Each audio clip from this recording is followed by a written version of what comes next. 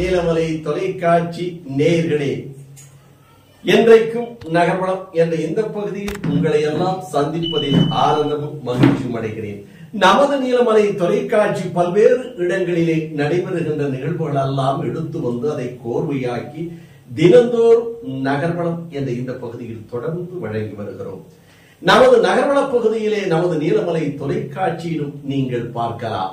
நமது நீலமலை தொலைக்காட்சி அல்லாமல் நீலமலை செல் ஆப்பிலும் நீங்கள் பார்க்கலாம்.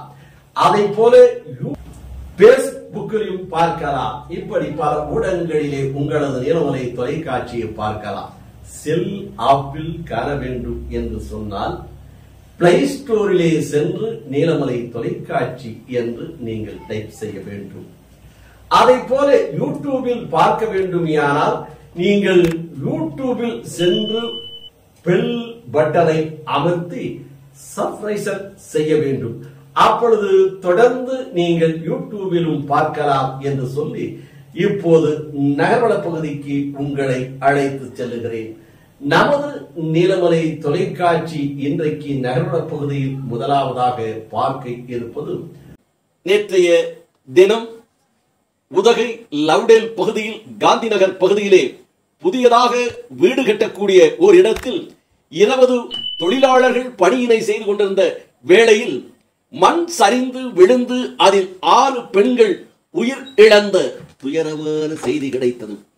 அந்த செய்தி கிடைத்தவுடன் நீலகிரி மாவட்ட திராவிட முன்னேற்ற கழகத்தினுடைய செயலாளர் பண்பின் இலக்கணம் பாமு முபாரக் அவர்கள் நேரடியாக சென்று பார்த்து நிலைமையை உணர்ந்து தமிழகத்தினுடைய முதல்வர் தளபதி அவர்களுக்கு தக்கமான முறையில் எடுத்துச் சொல்லி அந்த உருக்கமான காட்சிகளை எல்லாம் உன்னதமாக எடுத்துச் சொன்னார்கள் என்று தெரிவித்தார்கள்.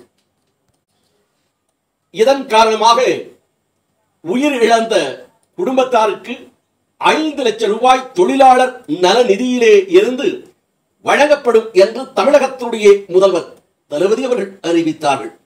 இதனை தொழிலாளர் நலத்துறை அமைச்சர் அவர்கள் வழங்கினார் என்பது நமது நீலமலை தொலைக்காட்சிக்கு உதகை பகுதியிலே இருந்து ஆசா அமீத் அவர்கள் தெரிவித்திருக்கிறார்கள்.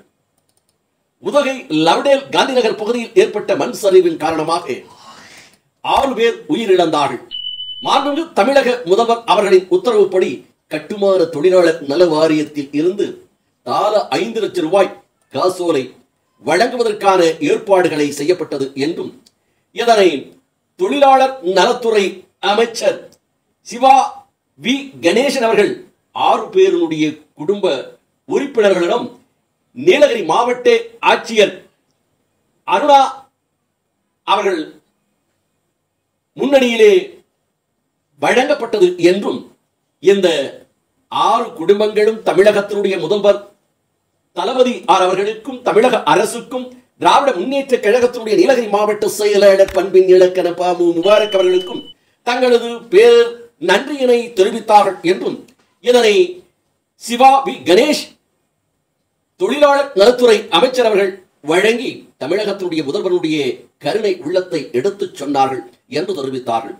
நிகழ்ச்சியில் மாவட்ட கழகத்தினுடைய செயலாளர் மலையரசியின் மைந்தன் பண்பின் இலக்கண பாமு முபாரக் அவர்கள், உதகை சட்டமன்ற உறுப்பினர் கணேசன் அவர்கள், உதகை நகராட்சியினுடைய பெரும் தலைவியாக இருக்கின்ற வனேஸ்வரி அவர்களும், துணைத் தலைவரும் நீலகிரி மாவட்ட திராவிட முன்னேற்ற கழகத்துடைய மாவட்ட துணை செயலாளருமான ரவிக்குமார் மற்றும் திராவிட முன்னேற்ற கழகத்துடைய நிர்வாகிகள் பலரும் இந்த நிகழ்ச்சியிலே கலந்து கொண்டார்கள் என்றும் பாதிக்கப்பட்ட குடும்பத்தை சேர்ந்தவர்கள் அல்லாமலும் பொதுமக்களும் தமிழக முதல்வருடைய தாராள குணத்தை பற்றியும் இதுபோன்ற விபத்துகள் உயிரிழப்புகள் ஏற்படுகின்ற போது தாராளமாக அவர்களுக்கு நிதியினை வழங்குவது இந்த இந்தியா திருநாட்டிலே முதன்மையான முதலமைச்சராக தளபதி அவர்கள் விளங்குகிறார்கள் என்று பாராட்டுக்கள் அங்கே குவிந்ததாகவும் நமது செய்தியாளர் ஆசா அமீத் அவர்கள் உதகை பகுதியிலே இருந்து இதனை நமது நகர்வள பகுதிக்கு தெரிவித்திருக்கிறார். இத்தோடு நகர்வளம் நிறைவு பெறுகிறது. மீண்டும் நகர்வள பகுதியிலே உங்களை சந்திக்கும் வரை உங்களிடமிருந்து வணக்கம் கூறி விடைபெறுவது என்றென்றும் உங்கள் நீலமலை அன்பில்